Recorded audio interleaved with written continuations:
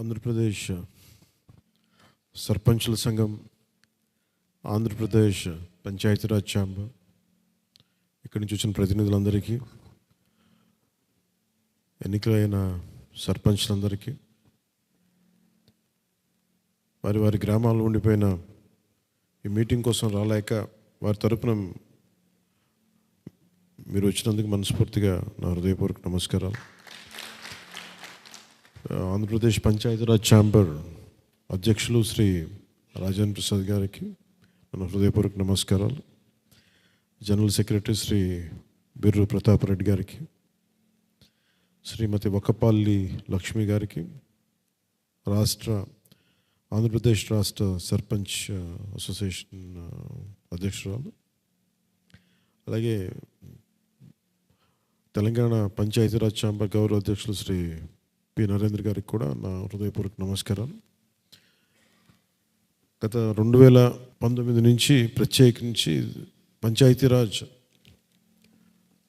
బలోపేతం వాళ్ళ పంచాయతీరాజ్ వ్యవస్థని చాలా సెమినార్స్, చాలా సదస్సులు నిర్వహించాం. మీరు కూడా మనం కలుసుకున్నాం.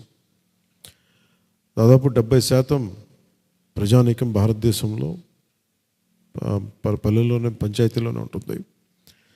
దాన్ని బలోపేతం చేయాలనేది వ్యక్తిగతంగా గాంధీ గారి ఆశయాలని, సిద్ధాంతాలని ముందుకు తీసుకెళ్లాలనేది ఆకాంక్ష. కేవలం ఏదో మాటలకో లేదంటే ఎన్నికల సమయంలో చెప్పడానికో కాకుండా ఒకసారి బాధ్యత తీసుకున్న తర్వాత దాన్ని ముందుకు తీసుకెళ్ళామో మీరు చూస్తూ ఉన్నారు. ఇందులో మీరు ఇచ్చిన దాదాపు 16 కీలకమైన డిమాండ్లు, ఇవి కాకుండా ఇంకొక 6 నుంచి 8 ఇంకొక డిమాండ్స్ ఉన్నాయి. వీటన్నిటిలో కూడా చాలా వరకు కీలకమైనవన్నీ ముందు చేసుకుంటూ వెళ్ళిపోయాం. మీరు మీ చేత 10 సార్లు చెప్పించుకునే పరిస్థితులు ఉండకూడదు అనేది మేమే ప్రోయాక్టివ్గా ఉన్నాం. ఇక్కడున్న కృష్ణతేజ గారు కూడా ప్రత్యేకించి ఎందుకు వీరినే ఇక్కడ మనం తీసుకొచ్చామంటే, కేరళ గ్రామ పంచాయతీ వ్యవస్థ చాలా బలమైంది, పటిష్టమైనది. వారిని ఏదో ఒక సందర్భంలో కలిసినప్పుడు, కేరళలో పనిచేస్తున్నప్పుడు ఆయన మాట్లాడిన విధానం చూసి ఇది మన ఆంధ్రప్రదేశ్కి ఈయన ఉంటే బాగుంటుంది, కొంచెం అనుభవం బాగుంటుంది అనేది ఉద్దేశంతో వారిని ప్రత్యేకించి డెప్యుటేషన్ మీద ఇక్కడ తీసుకొచ్చాం. ఈ రోజున ఎంత బలోపేతంగా ఉంది, అట్లీస్ట్ మనం ఇంత చేయగలుగుతున్నామంటే ఆయన చేసిన ఇనిషియేటివ్స్. అలాగే మీకు తెలుసు వెంకటకృష్ణ గారు ఓఎస్డి, ఆయన ట్రైనింగ్ కానీ, ఆయన గ్రామ పంచాయతీకి ఆయన తపన పడే విధానం కానీ చాలా అవగాహన ఉన్న అధికారి ఆయన. అలాగే పిఎస్ గారు కానీ, వీళ్ళందరూ కూడా చాలా బలంగా నా పేషీలో బలంగా పనిచేద్దాం, మంత్రిత్వ శాఖని బలోపేతం చేద్దాం, ప్రజలకి మేలు చేద్దామన్న ఆకాంక్ష ఉన్న వాళ్ళందరూ కూడా ముందుకు తీసుకెళ్తున్న వాళ్ళు. మీరు ఇచ్చిన ఈ కీలకమైన, నేను దీంట్లో స్ట్రైట్ పాయింట్కి వచ్చేస్తాను. మీరు ఇచ్చిన కీలకమైన పాయింట్స్లో ఒకటి, భగవంతుడితో ప్రారంభిద్దాం, తిరుమల వెంకటేశ్వరుడితో. మీరు అడిగింది ఖచ్చితంగా నేను అది టీటీడీ బోర్డు దృష్టికి తీసుకెళ్తాను, ముఖ్యమంత్రి గారి దృష్టికి తీసుకెళ్తాను. అది ఎలా సాధ్యాలు ఏంటి అనేది ఒకసారి వారి దృష్టికి తీసుకెళ్తాం. అలాగే కమ్యూనిటీ హాల్ ముందు కన్వర్జెన్స్గా అసలు దాన్ని ఎలా చేయాలి ఏంటి అనుకుంటే, ఇప్పుడే కృష్ణతేజ గారితో మాట్లాడుతూ ఉంటే కమ్యూనిటీ హాల్ని ముందు బిల్డ్ చేద్దాం, దానికి సంబంధించి ఎంపీ ల్యాడ్స్ తోటి అది కన్వర్జెన్స్ తీసుకొచ్చి దాన్ని ముందుకు తీసుకెళ్తామని కూడా మీకు ఈ సందర్భంలో తెలియజేస్తాను. అలాగే 2014 నుంచి 2019 వరకు చేసిన పనులకి కొంత నిధులు విడుదల చేయలేదు. దాని మీద అన్నిటినీ వీళ్ళు గత ప్రభుత్వం ఆపేసింది. నేను క్యాబినెట్లో కూడా నిర్ణయం తీసుకున్నా, దానికి మీకు అనుకూలంగా వెంటనే నిధులను చేయాలి, అది ఎట్లా చేస్తారు అనేది మీకు త్వరలోనే ఉంటుంది. అది కూడా దాన్ని ముందుకు తీసుకెళ్తా ఉన్నాం. మీరు చెప్పిన ఈ 16 అంశాల ముందుగా ఆంధ్రప్రదేశ్ రాజధాని అమరావతిలో పంచాయతీరాజ్ భవన్ నిర్మాణం కోసం ఆంధ్రప్రదేశ్ పంచాయతీరాజ్ ఛాంబర్కి 2 ఎకరాల స్థలాన్ని అమరావతిలో క్యాపిటల్లో కేటాయించమని కోరుతూ ఉన్నారు. ఇది ఆల్రెడీ మీరు ఇది చెప్పకముందే నేను వెంకటకృష్ణ గారితో మాట్లాడాను దాని గురించి. నాకేమనిపించింది, అందరికీ భవనాలు ఉన్నాయి, దీన్ని ప్రత్యేకించి ఆంధ్రప్రదేశ్ దీని ట్రైనింగ్ కానీ లేదంటే సర్పంచ్లు కొంత ట్రైనింగ్, ఎందుకంటే చాలా బాగా అవగాహన ఉన్నవారు వెంకటకృష్ణ గారు. సో మేము దీన్ని ముందుకు తీసుకెళ్తాం. దీన్ని ఖచ్చితంగా ఆ, ఇది 2 ఎకరాలు సరిపోదా, లేదంటే ఇంకో చోట పెద్ద ట్రైనింగ్ సెంటర్ కూడా కావాలని కూడా చాలా సందర్భాల్లో వారితోటి మాట్లాడడం జరిగింది. దీన్ని విల్ టేక్ ఇట్ ఫార్వర్డ్. లేదు, ముందు ఒక భవన నిర్మాణం ఉండి 2 ఎకరాల స్థలం ఉండి దానికి కాకుండా ఇంకేదైనా పెద్దది కావాలంటే ఉన్నదాన్ని ఎలాగే మనం తీసుకోవాలో దీని మీద ఖచ్చితంగా దీన్ని ముందుకు తీసుకెళ్దాం. అలాగే రెండోది మీరు చెప్పాను వెంకటేశ్వర గారి గురించి, అది ఆల్రెడీ పరిశీలిస్తామని చెప్పాం. అలాగే గ్రామ పంచాయతీల్లో మన రాజేంద్ర ప్రసాద్ గారు చెప్పినట్టు ఖాళీ స్థలాల్లో రోడ్లకి ఇరువైపుల మొక్కలు నాటి పోషించుటకు నరేగా కింద ప్రత్యేక పథకాన్ని ప్రకటించవలసిందిగా కోరుచున్నామని అన్నారు. దీన్ని మేము ఇనిషియేట్ చేసింది పల్లెవనం అనేది ఇనిషియేట్ చేసాం. ఇది ఖచ్చితంగా మనకి ఇది మన గ్రామాలకే కాకుండా ఆదాయం ఒకటి, పచ్చదనం, వీటన్నిటితో పాటు ఉపరితలం తాలూకు ఈ ఉష్ణోగ్రతను తగ్గించాలి అనేది భారతదేశం మన ప్యారిస్ సమ్మిట్లో ప్రధానమంత్రి గారు ప్రత్యేకంగా చెప్పారు. దాంట్లో భాగంగానే ఇది ప్రతి పల్లె వనాలు ముందుకు తీసుకెళ్ళాలి, గ్రామాలు పచ్చదనంతో ఉండాలి. ఇప్పుడు మీ అందరి దృష్టి కూడా తీసుకొస్తున్నాను. మేము మాట్లాడుతున్నది ఒక కీలకమైన అంశం ఏంటంటే, మనం దాదాపు ఒక $2.5 బిలియన్ అంటే దాదాపు 14,000 నుంచి ఒక 2.5 బిలియన్స్ టింబర్ ఇంపోర్ట్ చేసుకుంటాం మనం. అంటే దాదాపు ఒక 8,000 కోట్లు ఒక బిలియన్ అంటే, అంతేనా?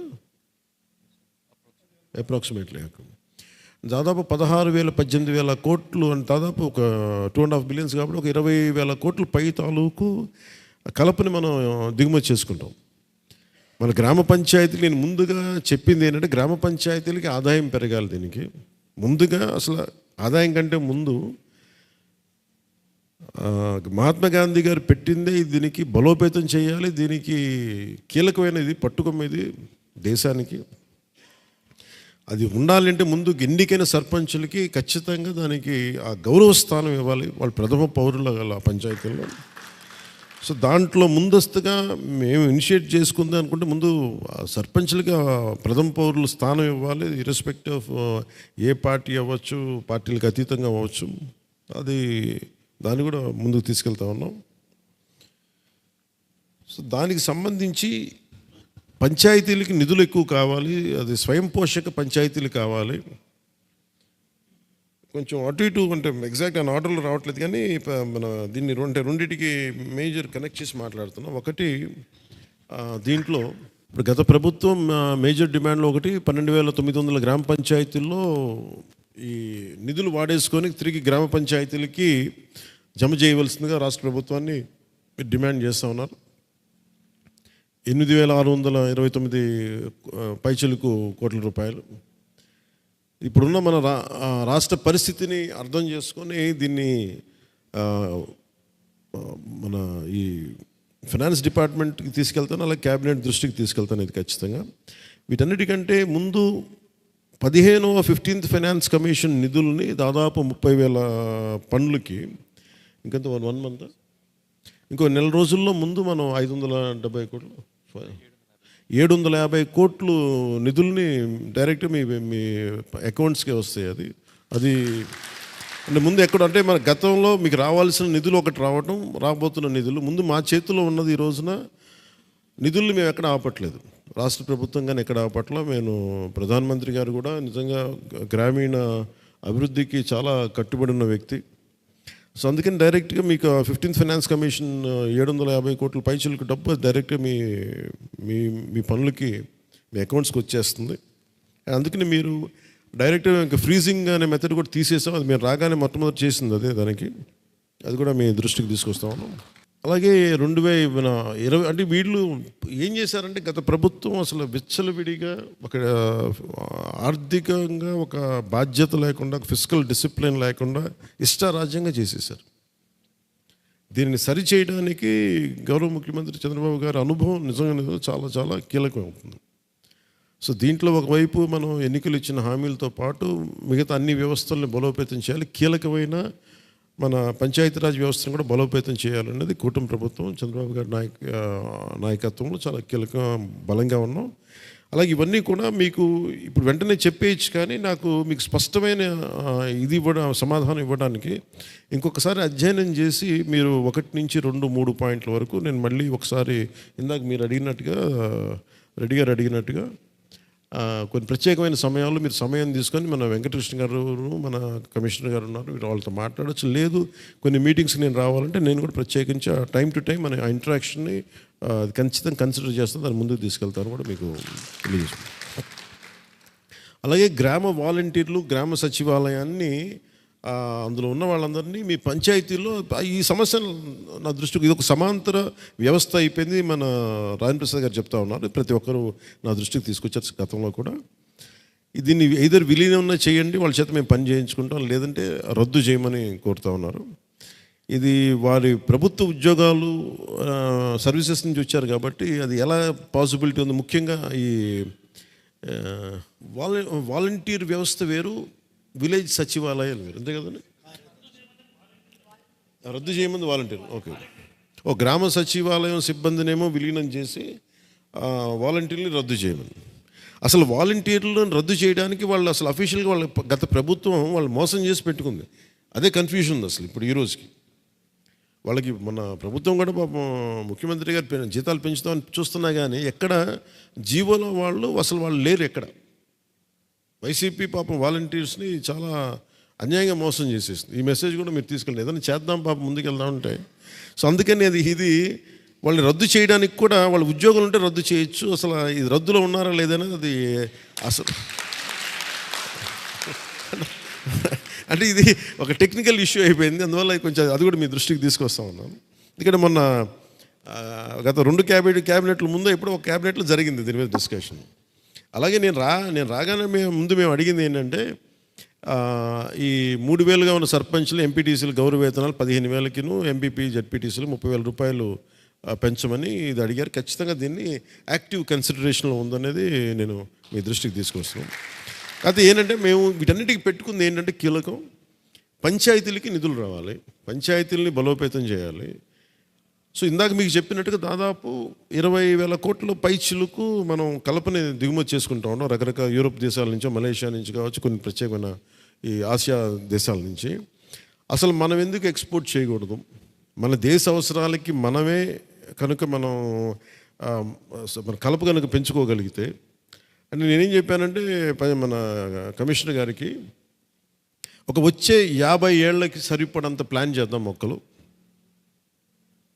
అంటే ప్రతి 15-20 సంవత్సరాలకి ఇమీడియట్గా వచ్చే ఆదాయం ఎంత, వచ్చే 4 ఏళ్ళు 5 ఏళ్లలో ఏమన్నా ఒకసారి వెదురు బొంగు ఫాస్ట్గా వస్తుంది. వెదురు బొంగు అవసరం చాలా ఉంది. అలాగే బయోడీజిల్ మొక్కలు ఏమున్నాయి, అలాగే మన వెదురు బొంగు నుంచి కూడా వాళ్ళు బయోడీజిల్ తయారు చేస్తూ ఉన్నారు, గ్రీన్ ఎనర్జీ కావాలని. సో దాంట్లో భాగంగా మేము ఒక ప్రణాళిక, ఒక పాలసీని తీసుకొస్తా ఉన్నాం.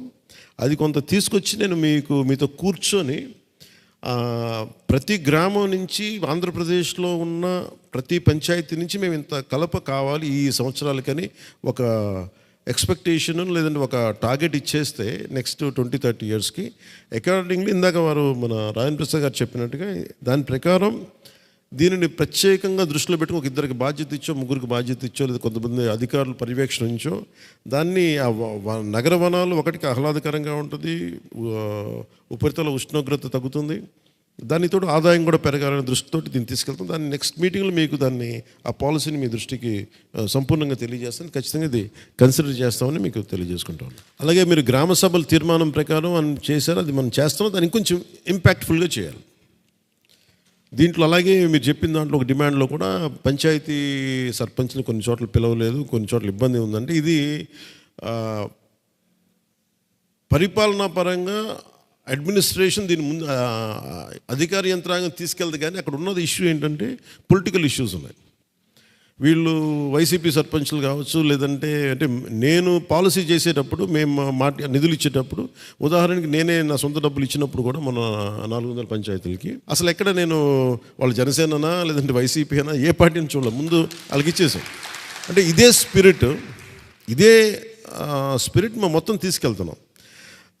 ఇది ఏ పరిస్థితిలో ఉంది అనేది నేను ప్రత్యేకించి చాలాసార్లు అడుగుతా ఉన్నా. తూతూ మంత్రం గ్రామ సభలు కాకుండా మీరు చూస్తే నేను మాట్లాడింది కూడా ప్రజలందరూ దీంట్లో భాగస్వామ్యం కావాలి. అది మీరు దండోరా వేయటం దగ్గర నుంచి, లేదంటే మెసేజ్ని ఇంకా బలంగా వేయడం దగ్గర నుంచి, చెప్పడం దగ్గర నుంచి వీటిని చేయాలి. దాన్ని కొంత మీ సహకారం కూడా ఉంటే దాన్ని పర్యవేక్షిస్తాం. అలాగే ఏదైనా పార్టీల పరంగా మనకి విభేదాలు ఉండొచ్చు, కానీ మన గ్రామాభివృద్ధికి అందరూ కలిసి రావాలి. అది మీరు కూడా కొంత మీ స్థాయి నుంచి కూడా కొంత మాకు సహకారం ఉంటే ఖచ్చితంగా దాన్ని మరింత ఇంపాక్ట్ఫుల్గా దాన్ని ముందుకు తీసుకెళ్తాం.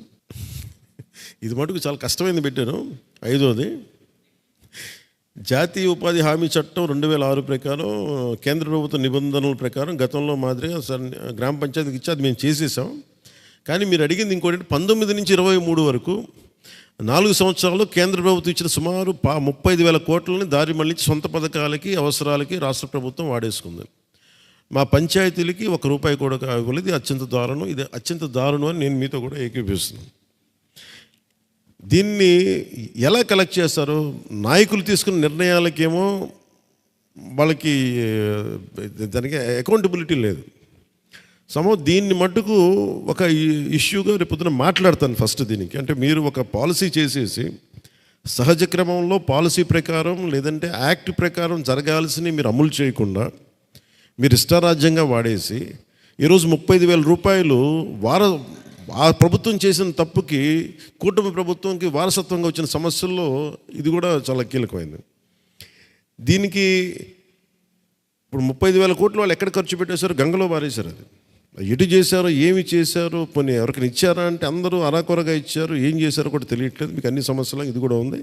దీన్ని ముఖ్యమంత్రి గారి దృష్టికి తీసుకెళ్తాను, కేబినెట్ దృష్టికి తీసుకెళ్తాను. ఇది ఎందుకంటే ఇది మన ఆర్థిక పరమైంది కాబట్టి, ఇది నా పరిధిలో లేదు కాబట్టి ఖచ్చితంగా వారి దృష్టికి తీసుకెళ్ళి దీని మీద ఒక చర్చ జరిగేలా పెడతాను. అలాగే కేంద్ర ప్రభుత్వం పెట్టిన ఇంటింటికి తాగునీటి కుళాయి జల్ జీవన్ మిషన్కి ఇది చాలా కీలకమైనది. మీకు ప్రధానమంత్రి గారితో నాకున్న ఇది అంటే ఇది తెలుసు అంటే ఎంత దగ్గరగా పనిచేస్తాం అనేది. ఆయన చాలా పర్యాయాలు ఆయన కోరుకుంది ఏంటంటే, ఇప్పుడు 2 గంటలు నీళ్ళు వస్తున్నాయి ఇలా కాదు. ఆయన కోరిక ఏంటంటే ప్రధానమంత్రి గారిది, గౌరవ ప్రధానమంత్రి శ్రీ నరేంద్ర మోదీ గారిది, 24 గంటలు ప్రతి ఇంటికి నీళ్లు రావాలన్నది నిజంగా ఆయన సంకల్పం, ఆయన ఆకాంక్ష. ఇప్పుడు మొన్న కూడా ఏం మాట్లాడుతున్నాం, నిన్న కూడా ఢిల్లీలో మాట్లాడుతున్నప్పుడు కీలకమైన టాపిక్ ఒకటి వచ్చింది. ఒకరితోటి మాట్లాడుతున్నప్పుడు ఏమన్నామంటే టెక్నాలజీని ఎలా వాడాలి అంటే డిజైనింగ్ లోపం ఉంది. నేను మొన్న కడప రాజంపేట పర్యటనకి వెళ్ళినప్పుడు దారిలో వస్తూ ఉంటే పాపం రోడ్డు ఇలా ఉంది. రోడ్డుకి నుంచి ఒక 4 అడుగుల ఎత్తులో ఒక ఇది ఉంది, ఒక హ్యాబిటేషన్ ఉంది. 20 మంది 30 మంది ఉన్నారు. పాపం ఆవిడ పెద్ద ఆవిడ వచ్చి నాకేమవుతాయి, కొంచెం మాకు నీళ్ళు కావాలి, నీళ్ళు లేవని మాట్లాడుతూ ఉంటే, ఉన్నాయి కదా అంటే లేదు నీళ్ళు రావట్లేదు అంటే, తర్వాత మాట్లాడి వెంటనే ఒక 8-9 రోజులు దాన్ని సాల్వ్ చేసాం. ఏమి చూస్తే నీళ్ళు పైపు వెళ్తుంది, అక్కడి నుంచి ముందుకు పైకి వెళ్ళట్లా, ప్రెషర్ సరిపోవట్లా. ఈ డిజైనింగ్ ఒకటి, వాటర్ పైప్ డిజైనింగ్ మటుకు చాలా చాలా చాలా తప్పులు జరుగుతూ ఉన్నాయి. అంటే దీనికి ఒక సైంటిఫిక్ అండర్స్టాండింగ్ లేదు. ఏదో అక్కడ ఈ పైప్ వేయాలంటే అడ్డగోలుగా ఒక గుంట తవ్వేయటం, వేసేయటం, ఒక అడుగున్నరో అది మళ్ళీ కొద్ది రోజుల తర్వాత పోతుంది. మేము పర్మనెంట్గా ఆలోచిస్తుంది ఏంటంటే ఎవ్రీథింగ్ షుడ్ బి మానిటర్డ్. అంటే ప్రతిదీ ఒక టెక్నాలజికల్ సహాయం తీసుకొని, సాంకేతిక సహాయం తీసుకొని ఇక్కడ కూర్చొని ఏం లేదు. ఇప్పుడు ఇందాక మన రాజప్రసాద్ గారు చెప్పినట్టుగా మన కరెంట్లు ఎంత ఛార్జ్ అవుతుందో తెలియట్లేదు, మీటర్స్ లేవు అనేది.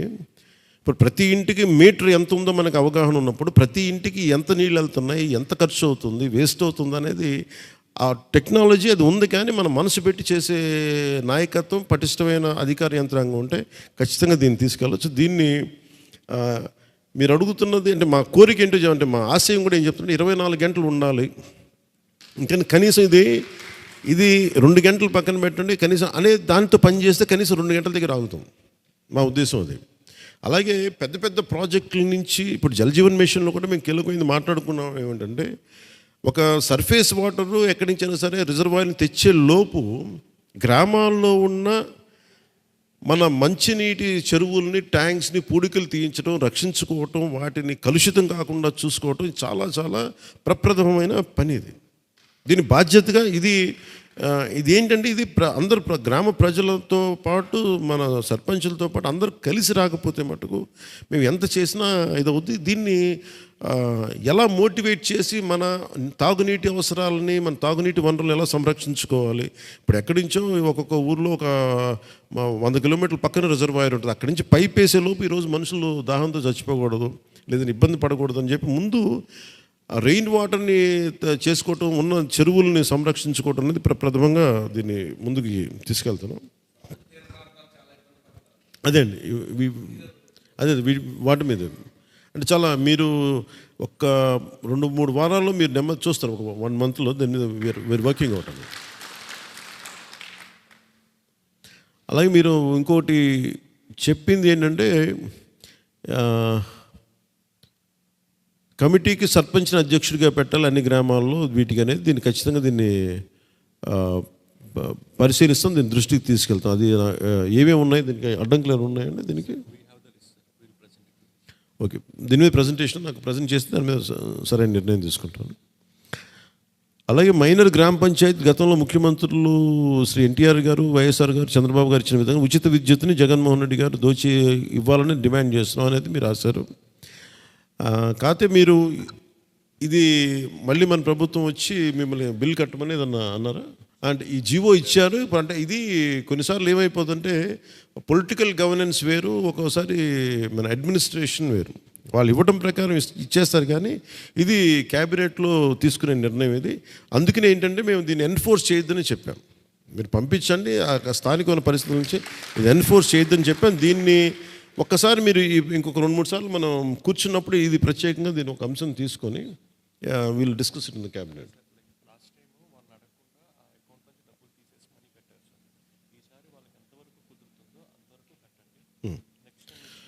అండ్ ఇది అంటే ఒకటి రాజేంద్ర ప్రసాద్ గారు చెప్పింది మీరందరూ దృష్టికి తీసుకొచ్చింది. అసలు ఎంత కరెంటు ఖర్చు అవుతుంది, ఎందుకు కట్టాలి, ఒక బ్లాంకెట్గా ఒక ఓపెన్గా ఇచ్చి మీరు ఇంత కట్టేని ఒకళ్ళు అనుకొని 1000 కోట్లు 2000 కోట్లు 1400 కోట్లు కట్టేసేయమని చెప్పి పెడతా ఉన్నారు. ఇది కొంచెం ఇబ్బందిగా ఉంది. అసలు అంటే మనం ఖర్చు చేసేదానికే కట్టాలి తప్ప ఖర్చు చేయని దానికి ఎలా కడతాం అనేది మీ అపీల్ సబబైంది. దీన్ని ఖచ్చితంగా దీన్ని పరిశీలించి దీన్ని విల్ టేక్ ఇట్ ఫార్వర్డ్. అదొకటి మీ. అలాగే నేను మొన్న కూడా నాకు ఈ సినరేజ్ గురించి, ఆఫ్కోర్స్ ఈరోజు ఇసుకంటే మనం ఫ్రీగా చేసాం ఇవన్నీ మాట్లాడుతున్నాం, కానీ బేసిక్గా వనరులు, మానవ వనరులన్నీ, సహజ వనరులన్నీ సినరేజ్ తీసుకోవాలి, అక్కడున్న మెటల్ కానీ ఇవన్నీ. కానీ మొన్న కూడా నేను కాకినాడ రివ్యూ మీటింగ్లో చేస్తున్నప్పుడు కలెక్టర్ గారిని అడిగిన, ఈ సినరేజ్ ఎంత రావాలంటే దాదాపు 45 కోట్లు అక్కడ రావాలి గత కొన్ని సంవత్సరాలుగా. అంటే అది పంచాయతీలకు కావాల్సిన నిధులు కదా, దాన్ని ఎందుకు ఇవ్వట్లేదని అడిగాను. ప్రాబ్లం ఏమైంది, president of the previous government వాళ్ళు తీసేసుకున్నారు. ఇప్పుడు దాన్ని ఎలా సరిచేయాలి ఏంటి అనేది, ఇది ఖచ్చితంగా పంచాయతీలే సఫర్ అవుతుంది. ఒక బాంబు పేల్చినా అక్కడ ఇల్లు దెబ్బలు తింటాయి ఏంటి మన క్వారీల మీద. సో ఖచ్చితంగా అది దాని తాలూకు తీవ్రత, దాని తాలూకు నష్టపరిహారాలు అన్నీ ఇవ్వాల్సిన పరిస్థితి ఉంది. ఇది ఖచ్చితంగా ఆ సినరేజ్ మనకు వచ్చేలాగా నేను కృషి చేస్తాను, మీకు తెలియజేస్తాను. ఇందులో చాలా ఎక్కువ మాకు వీళ్ళు 4 సంవత్సరాల నుంచి ఎగ్గొట్టి 4000 కోట్లు, అక్కడ ఒక 20,000 కోట్లు అన్నీ కలిపి అసలు ఎంత అవుతుందో తెలియట్లేదు. దాదాపు 1,00,000 కోట్లు లాగా కనిపిస్తుంది నాకు.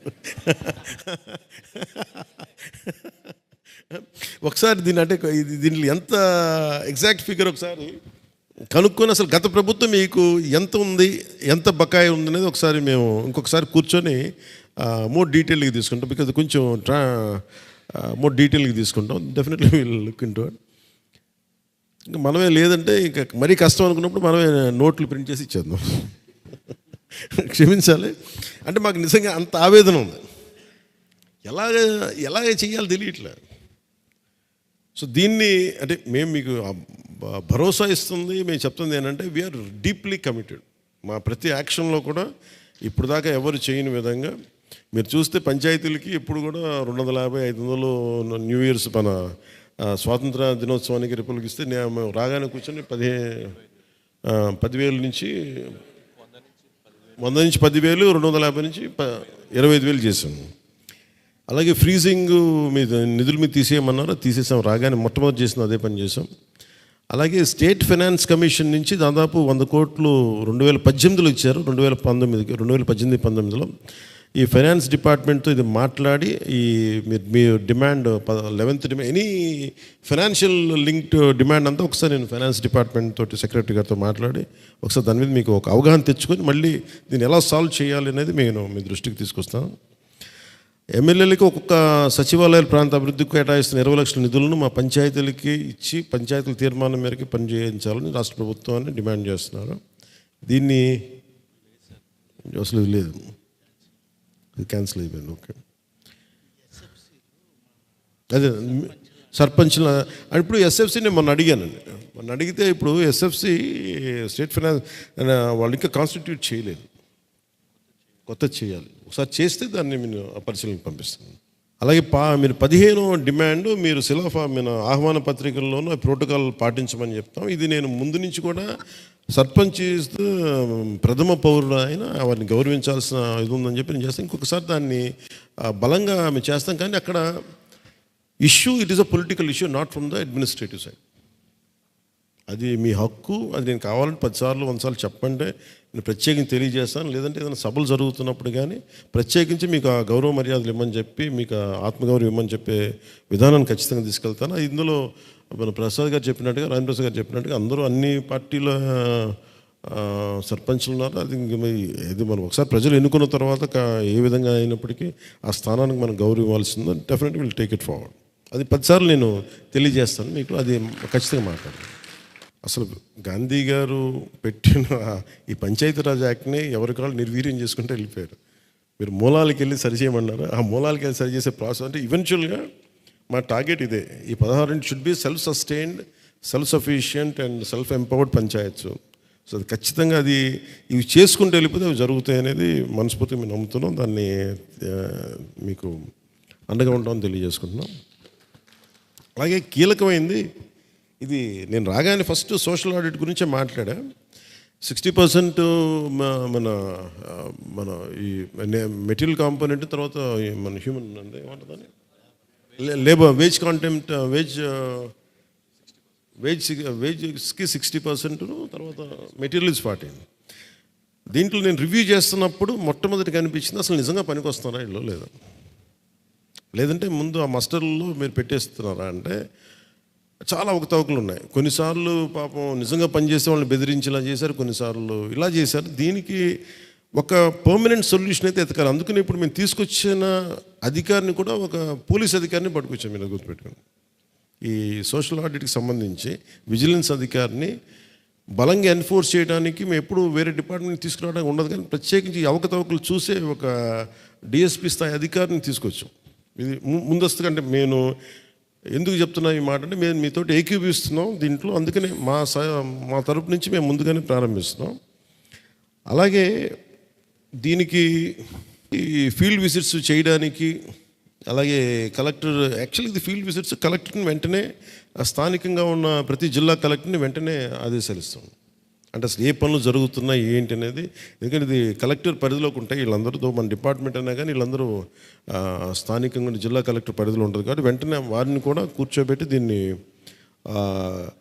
విజిట్ చేయమని చెప్తాం. ఫీల్డ్ విజిట్లు అదే మీరు ఇచ్చిన దాంట్లో అదే మొత్తం అదే సిఇఓ, డిపిఓ, డిఎల్పిఓ, ఎంపీడీఓ ఈ నిత్యం ఫీల్డ్ విజిట్ చేయాలి. వీటిని విల్ ఎన్ఫోర్స్ ఇట్.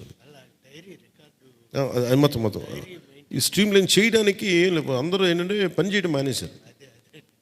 కొంచెం అంకుశం పెట్టి పొడవాలి. సో మీ అందరూ సహకారాన్ని కొంచెం అంకుశం పెట్టి పొడుస్తుంది. అలా కరప్షన్ దీనికి సంబంధించి సోషల్ ఆడిట్లో కానీ విజిలెన్స్లో కానీ వీళ్ళు చర్యలు తీసుకుంటా ఉన్నాం. బట్ ఇది అలాగే మీరు ఇంకోటి కీలకమైంది ఏంటంటే దీంట్లో మీరు ఎప్పటికప్పుడు నేను ఫస్ట్ రాగానే అడిగింది ఏంటంటే, ముందస్తుగా రాగానే అడిగింది అసలు ఎంత పనులు జరుగుతున్నాయి, ఒక్కొక్క గ్రామానికి ఎంత నిధులు వస్తున్నాయి, ఏ పనులు ఇవ్వబడ్డాయి, వాటి ప్రోగ్రెస్ ఏంటి. ఇవి నేను ముందు ఏం చెప్పానంటే అసలు విజువల్ మన డిస్ప్లే బోర్డ్స్ ఏముంటుందండి, మనం సిటిజన్ ఇన్ఫర్మేషన్ బోర్డు ఉంటుంది దాంట్లో టెక్నికల్ టర్మ్. అసలు ముందు అవి ఉన్నాయి. నేను ఎక్కడ ఎన్ని పంచాయతీలు తిరుగుతున్నా ఎక్కడ కనిపించలేదు. గత 5-6 సంవత్సరాల్లో ఏమైపోయినాయి అని అడిగింది. పట్టించుకోవడం మానేశారు. అందుకని ఆ సిటిజన్ ఇన్ఫర్మేషన్ బోర్డు కంపల్సరీగా ఉండాలని చెప్పి మీరు చూస్తే మనం అన్ని చోట రాయిస్తున్నాం. ఆ ప్రధానమంత్రి గారిదిను చంద్రబాబు గారిది ఫోటోలు పెట్టి అసలు ఇది మిస్ అవ్వకుండా దీన్ని ఇంకొంచెం పేపర్స్లో ఇవ్వాలంటే మీరు రాయన్ ప్రసాద్ గారు చెప్తాను, ఇందాక అడిగాను మన కృష్ణ గారిని ఏం అడిగానంటే మనం ఎఫర్ట్ చేయగలమా అని అడిగాం. ఇప్పుడు మీరు అడుగుతుంది ఇది, దీన్ని ప్రస్తుతానికి ఇంతకుముందు లేని దానికి ఇప్పుడు ఇక్కడ దాకా తీసుకొచ్చాం. ఇంకా దీన్ని పేపర్స్లో కూడా రావాలి అంటే దేన్ని అడిగింది ఏంటంటే, మనం ప్రతి పంచాయతీకి అక్కడ ఒక వాట్సాప్ గ్రూపు మనకి మేబీ ఒక మెసేజ్ లాగా వెళ్ళిపోతాయి ప్రతి ప్రోగ్రామ్కి. Maybe will find a solution sir. అంటే పేపర్లో ఇద్దామంటే అది మన ఎంత డబ్బులు ఖర్చు అవుతుందో తెలియట్లేదు. నిజంగా అది మా ఉద్దేశం ఏమంటే మండలంకి ఇచ్చినా డైల్యూట్ అయిపోతుంది. We want to make it very village Panchayat specific.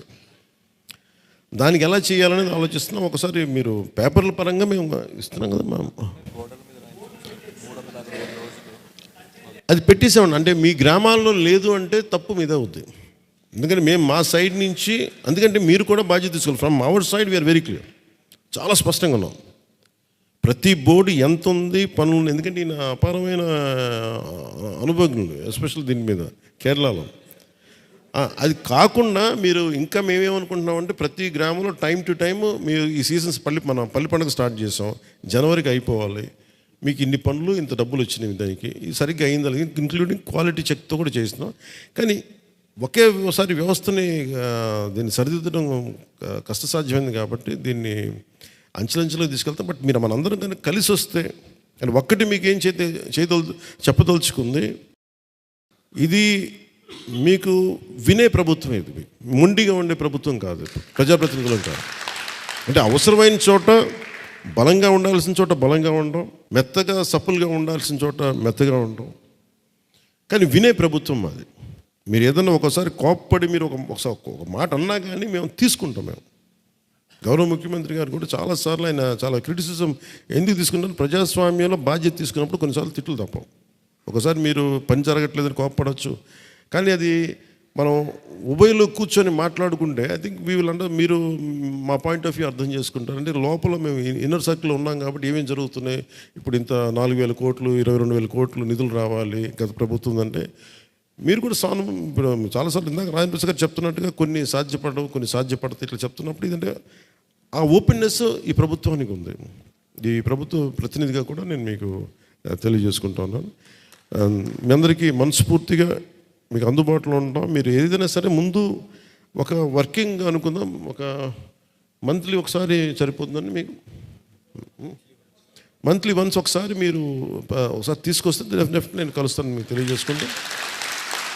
Thank you. జై హింద్.